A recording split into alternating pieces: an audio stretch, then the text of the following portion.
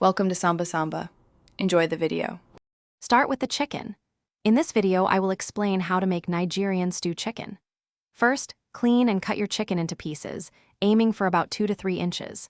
Next, season it generously with salt, pepper, and your favorite spices to build a strong flavor base. Then, boil the seasoned chicken until it's tender, which usually takes around 15 to 20 minutes.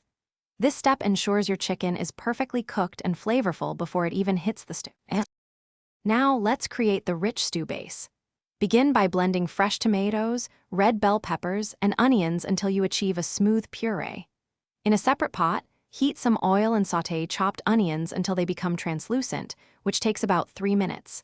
Then, carefully pour in your blended mixture and let it cook down for at least 20 minutes, stirring occasionally to prevent sticking. This process deepens the flavors. It's time to bring everything together. Add your pre-cooked chicken pieces and any reserved broth from boiling into the simmering stew base.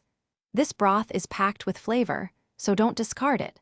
Stir in additional seasonings such as curry powder and thyme to enhance the taste.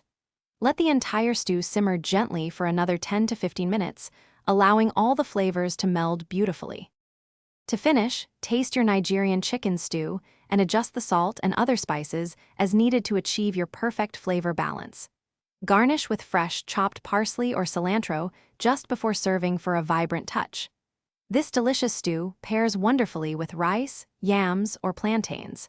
Remember to check the description for a link to the new Kindle Paperwhite and other great deals. Enjoy your homemade meal. Thanks for watching. Consider subscribing if we helped you.